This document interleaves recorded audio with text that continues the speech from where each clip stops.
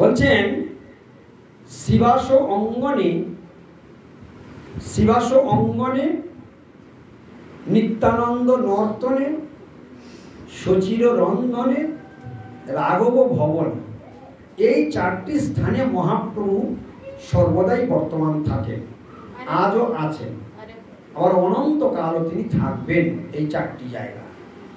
আবার বলছি, আরেকবার রিপিট দিচ্ছি, শিবাস অঙ্গনে নিত্যানন্দ নর্তনে সচির রন্ধনে রাঘব ভবন।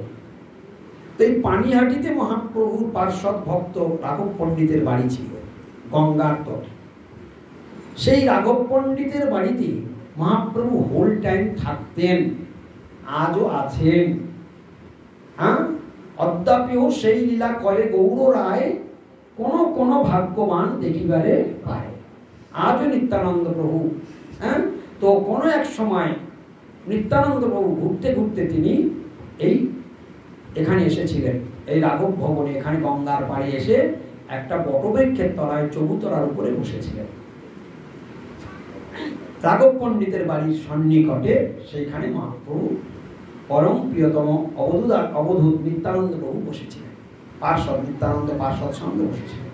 সে সময় শ্রী চৈতন্য মহাপ্রভু ছিলেন সন্ন্যাস গ্রহণ করে, তিনি ছিলেন কোথায়? নীলাচলে।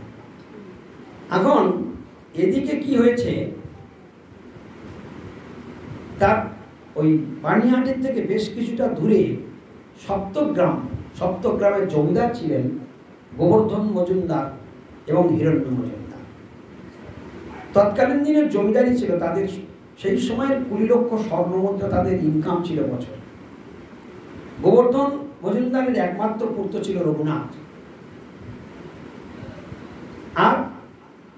আর একটা ভাই হিরণ্য মজুমদারের কোনো পুত্রই ছিল না। তাহলে দুই ভাইয়ের জমিদারিতে 20 লক্ষ স্বর্ণমুদ্রা বছরে ইনকাম, একটাই মাত্র পুত্র, তার নাম রঘুনাথ। সেই রঘুনাথ ছোটবেলা থেকে তিনি বিষয় বিরক্ত ছিলেন।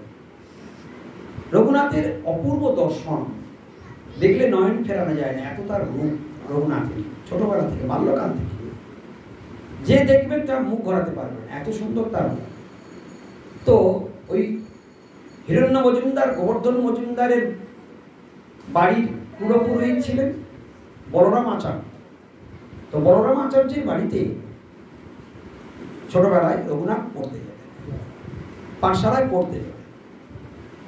এখন সেইখানে মাঝে মধ্যে হরিদাস ঠাকুর, নামাচার্য হরিদাস ঠাকুর ওই বলরাম আচার্যের বিয়ে আসতেন।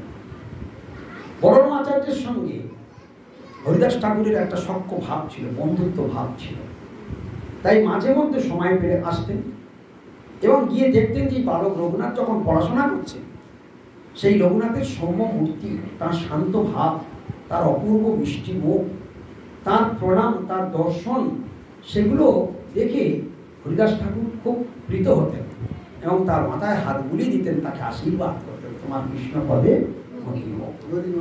নামাচার্য হরিদাস ঠাকুরের আশীর্বাদ। বুঝতে পারছো? বলরামাচার্য মহাবৈষ্ণব ছিলেন, আরও এরকম আশীর্বাদ লাভ করেছিলেন। তো ছোটবেলা থেকেই ওই তাদের কাছ থেকে গৌর কথা শুনতে শুনতে তিনি ছোটবেলা থেকে গৌর অনুরাগী হয়ে গেলেন। হরে কৃষ্ণ, ছোটবেলা থেকে গৌর অনুরাগী হয়ে গেলেন। ধ্যান সর্বদাই গৌর কীর্তন, গৌর স্বপ্ন, গৌর শ্রবণ, গৌর কথা, সবকিছুই তার গৌর ধ্যান হয়ে গেল। সংসার বিরক্ত হয়ে গেল, সংসার তার ভালো লাগে না, সবসময় উড়ু উড়ু মন, সবসময় চিন্তা করতে লাগলো গৌর তাকে যেন আকর্ষণ করে টানছে। তাই তিনি চিন্তা করলেন, না, আমি মহাপ্রভু সন্ন্যাস গ্রহণ করে এখন তিনি পুরীধামে আছেন, আমি পুরীতেই চলে যাব। তো বহু প্রকার ভাবে লুকিয়ে চুরিয়ে পালাবার চেষ্টা করতেন, কিন্তু গোবর্ধন মজুমদার কি করলেন, চারিদিকে পাহারা দিয়ে আটকে রাখলেন।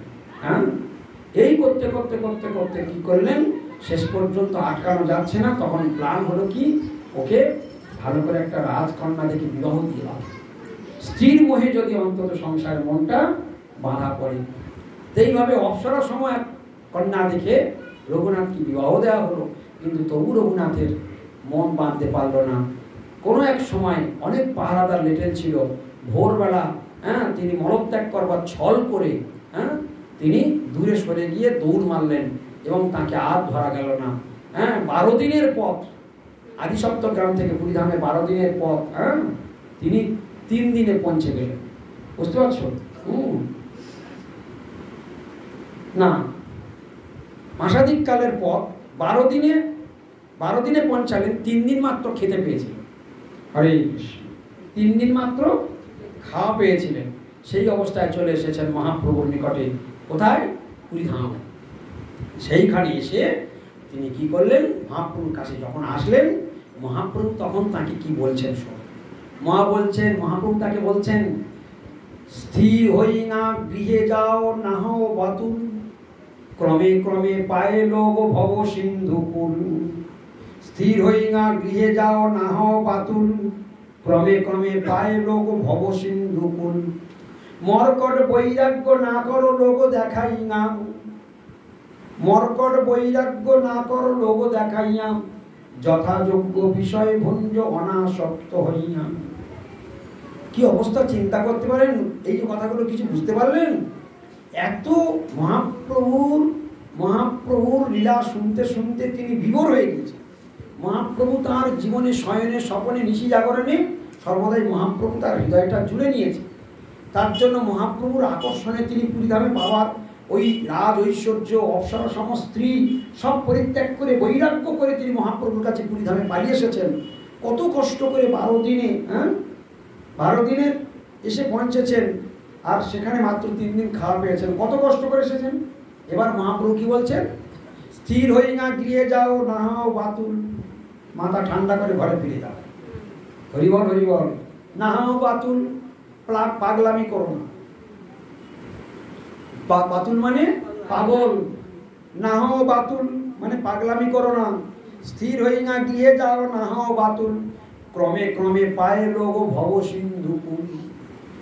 যদি ভবসমুদ্র পার হতে হয় তাহলে ধীরে ধীরে ধীরে ধীরে আস্তে আস্তে যাত্রা করতে হয়, উল্পার করবার কোনো জায়গা নেই।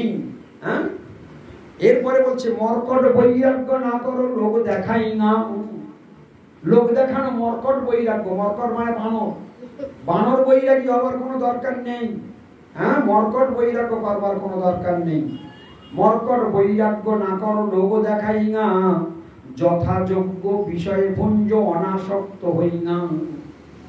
অর্থাৎ ভেতরে যদি প্রচুর কামনা বাসনা থাকে আর বাইরে যদি বৈষ্ণবের বেশ থাকে, ঠিক যেমন বানরগুলো এমনভাবে বসে থাকে, এমনভাবে চায় থাকে, মানে কিচ্ছু জানে না, কত ভদ্র কত সাধু লোক, কিন্তু চশমাটা কি করে নিজের কাছ থেকে নিতে হয় ওর মতো এক্সপার্ট আর কেউ নাই।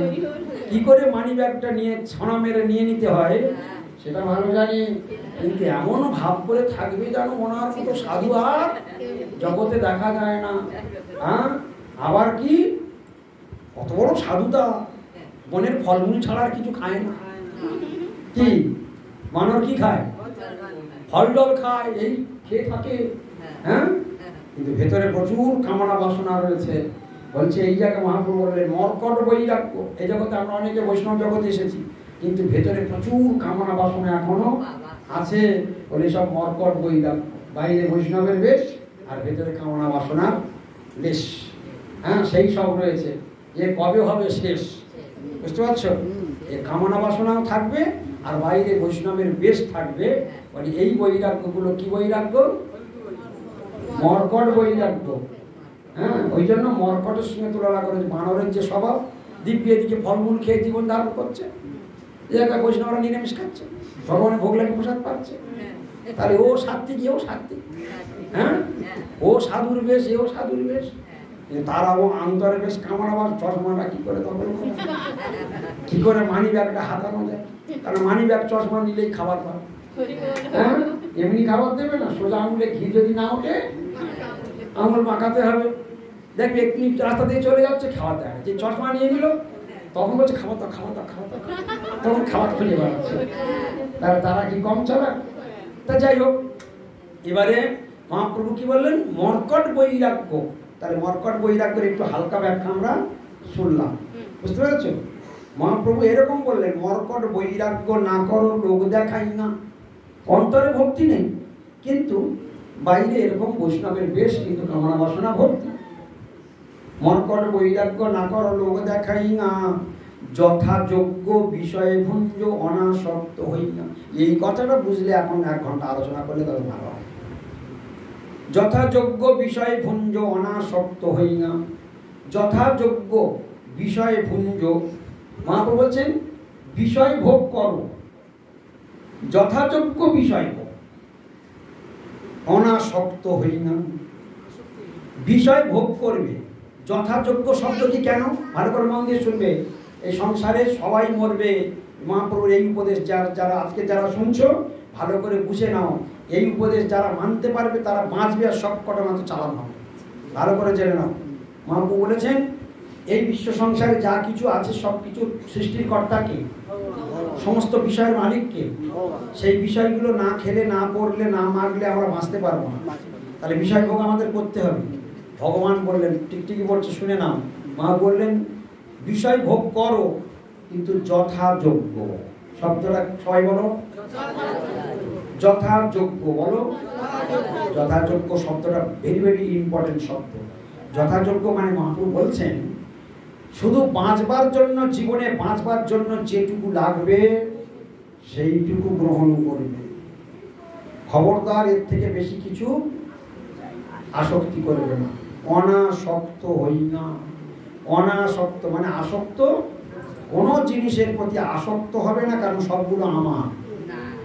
তুমি আমার সন্তান, আমার ভজন করবে। আমার ভজন করবার জন্য তোমার বেঁচে থাকতে হবে, আর বেঁচে থাকতে গেলে তোমার খেতে হবে। তাই যেটুকু লাগবে সেইটুকু খাও, যেটুকু পড়বার দরকার সেইটুকু পড়ো, যেটুকু জায়গা লাগবে শোয়ার জন্য সেইটুকু নাও। বেশি আসক্তি করবে না, কারণ সবগুলো জড়াবে আর সবগুলো হারাবে, বুক চাপড়ে কেঁদে মরে যাবে। যেটুকু কোনোটা অনাসক্ত হয়ে থাকবে, সব হারিয়ে গেলে কোনো দুঃখ হবে না। আসক্ত করে জড়িয়ে থাকবে, এক এক করে সব হারাবে আর তুমি কাঁদতে থাকবে। এই জন্য বাড়িতে সকলের প্রতি আমার আসক্তি আছে, স্বামীর প্রতি, সন্তানের প্রতি, টাকা পয়সার প্রতি, বাড়ির প্রতি, বাড়ির প্রত্যেকটা আসবাবপত্র জিনিসপত্রের প্রতি আমার আসক্তি রয়েছে। বলি সবগুলো যখন এক এক করে হারাবে তখন কেঁদে মরে যাবো। বুঝতে পারছো? এই জন্য মহাপ্রভু বললেন যথাযোগ্য বিষয় ভুঞ্জ অনাসক্ত হই না। এই কথাটা বললো কেন? তুমি বিষয় ভোগ করবে না বলে আমার কাছে বাড়ি এসেছো। আমি বলছি তুমি এখন স্থির হই না, গৃহে যাও না হও বাতুল। পাগলামি না করে এখন বাড়ি চলে যাও। পাগলামি না করে বাড়ি চলে যাও। ধীরে ধীরে তুমি ভবসিন্ধু কুল, ধীরে ধীরে তুমি ভবসমুদ্র পার হবে। আর বাড়ি গিয়ে অনাসক্ত হয়ে বিষয় ভোগ করবে। মর্কট বৈরাগ্য লোক দেখি করতে হবে না। এই বাণগুলো মেরে মহাপ্রভু রঘুনাথ দাসকে বাড়িতে পাঠিয়ে দিল।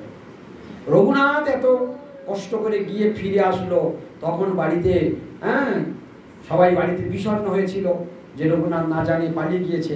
তো তারপরে যখন খবর হলো, তারপরে সবাই আনন্দ, ছেড়ে ফিরে এসেছে। এই রকম ভাবে আবার সেই জমিদারি গ্রহণ করলো, জমিদারি করলো। সেখানে এক সময় কর অনাদায়ে এই হিরণ্য মজুমদার গোবর্ধন মজুমদারকে মানে নবাব হোসেন শাহ বন্দি করবেন, এরকম অবস্থা। শেষকাল পর্যন্ত রঘুনাথের সুন্দর ব্যবহার আর সব কিছুতে সেবার মতো দুই বাবা যেটা ছাড়া পেয়েছিল এই রঘুনাথের কৃপাতে। তো যাই হোক, সেই রঘুনাথ ভগবান মহাপ্রভুর আদেশ পালন করলেন। এই করার পরে বেশ কিছুদিন পরে তখন ওই নিত্যানন্দ প্রভু এই জ্যৈষ্ঠ মাসের শুক্লপক্ষের ত্রয়োদশী, এই সেই তিথি আসছে পরশুদিন, জ্যৈষ্ঠ মাসের শুক্লপক্ষের ত্রয়োদশী তিথিতে ওই নিত্যানন্দ প্রভু পানিহাটিতে গঙ্গার পাড়ে বটবৃক্ষের নিচে চৌতরাতে ভক্ত সঙ্গে পার্ষদ সঙ্গে বসে রয়েছে। এই খবর সপ্তগ্রামে রঘুনাথ দাস গোস্বামীর কানে পৌঁছে গেছে। রঘুনাথের কানে যখন পৌঁছেছি তখন বাবাকে বলছে, বাবা আমি এখানে নিত্যানন্দ প্রভু এসেছে পানিহাটিতে রাঘব পণ্ডিতের বাড়িতে, আমি ওখানে একটু দর্শন করতে যাব। তখন গোবর্ধন মজুমদার বললেন, হ্যাঁ এই তো বড় সুসংবাদ, যাও।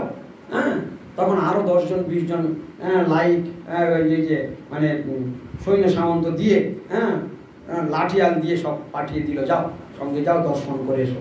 দেখো সঙ্গে অনেক পয়সা করিও দিয়ে দিল, যাও ঘুরে এসো। এত কাছাকাছি নিত্যানন্দ প্রভু, সে দর্শন করার ইচ্ছা আছে, যাও যাও যাও বলে দর্শন করতে গিয়েছে। এখন এই খবর গোবর্ধন মজুমদারের পুত্র রঘুনাথ আসছে, এই খবরটা নিত্যানন্দ প্রভুর কানে পৌঁছে গেছে।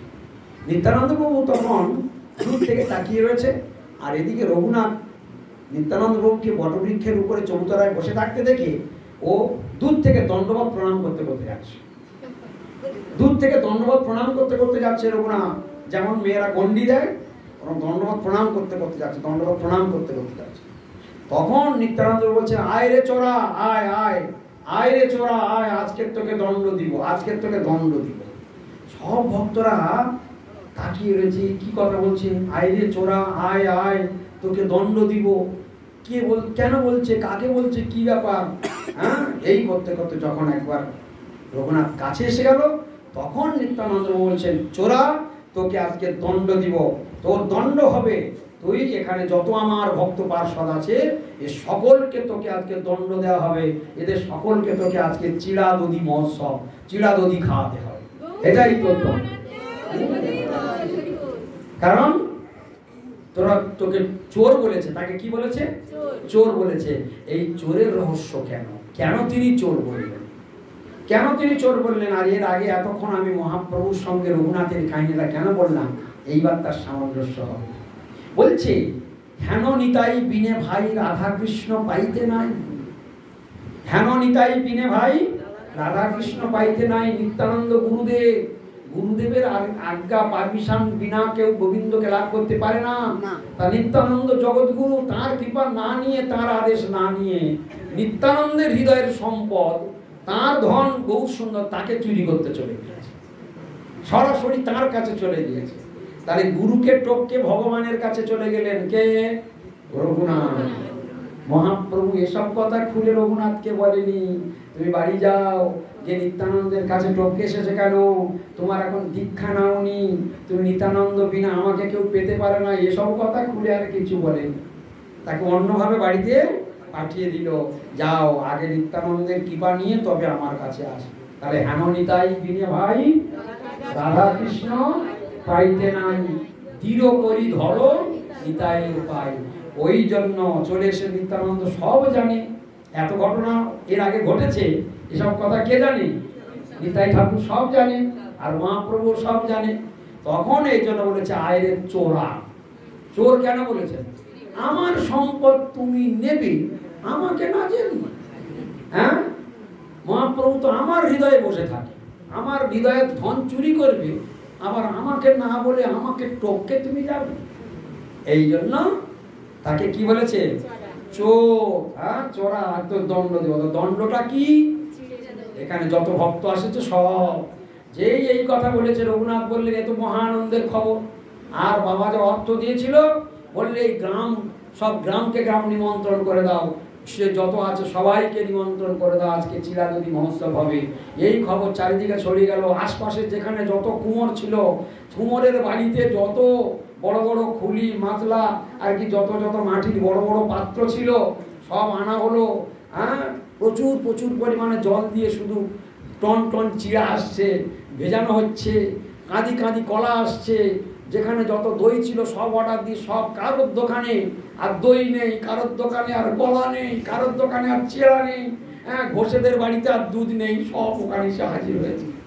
তাহলে কত সম্পত্তি কিনেছে, বুঝতে পারছো কিনা? মহা মহোৎসব, দণ্ড মহোৎসব। হ্যাঁ, সেই চিরাদধির মহোৎসব নিত্যানন্দ প্রভু প্রবর্তন করলেন। আর যখন এই মহোৎসব আরম্ভ হলো, চিরাদধির মহোৎসব আরম্ভ হলো, সেখানে মহান নৃত্য কীর্তন হলো। আর যেখানে মহাপ্রভু নিত্যানন্দ নৃত্য করেন, তখন সেখানে কি আসে? নিত্যানন্দ নর্তনে শিবাস অঙ্গনে সচির রন্ধনে রাঘব ভবনে। তাহলে মহাপ্রভু সেই স্থানে চলে আসলেন। এটা কেউ দেখতে পেল না। নিত্যানন্দ প্রভু নৃত্য করলেই মহাপ্রভুকে আসতেই হবে। মহাপ্রভু তখন কোথায় ছিলেন? পুরীধামে ছিলেন। মহাপ্রভু এসেছেন, মহাপ্রভু ভোগ গ্রহণ করছেন, নিত্যানন্দ দেখতে পাচ্ছেন, মহাপ্রভু নৃত্য করছেন, সবাই দেখতে পাচ্ছে না, কিন্তু নিত্যানন্দ প্রভু দেখতে পাচ্ছেন। আর যার যার ভাগ্য, যার যার নিত্যানন্দ প্রভু কৃপা করে তার হৃদয়ের ধনকে দেখাবেন, তিনি একমাত্র দেখতে সমর্থ হবেন, আর কেউ দেখতে সমর্থ হবে না। তো এই সেই পানিহাটি দণ্ড মহোৎসব এখানে আজকে আমরা একটু শ্রবণ করলাম। এই মহোৎসব আজও চলছে, তাই সেখানে আজও লক্ষ লক্ষ ভক্ত সেখানে যায়। সেই মহোৎসবে বলছে কত ভক্তের সমাগম? লক্ষ লক্ষ ভক্ত। যখন প্রসাদ বিতরণ হচ্ছে সে দৃশ্য বর্ণনা আছে, তোমরা চৈতন্য চৈতন্যতে পড়বে। বলছে প্রসাদ নেবার হুড়াহুড়িতে কেউ হাঁটু জলে নেমেছে, কেউ কোমর জলে নেমেছে, কেউ গলা জলে নেমে হাত পাচ্ছে সেখানে প্রসাদ নেওয়ার জন্য। হ্যাঁ, আশেপাশে আর কোথাও জায়গা নেই, দাঁড়াবার মতো তিল ধারণের মতো জায়গা নেই। এই মহোৎসব করেছিল রঘুনাথ দাস গোস্বামী।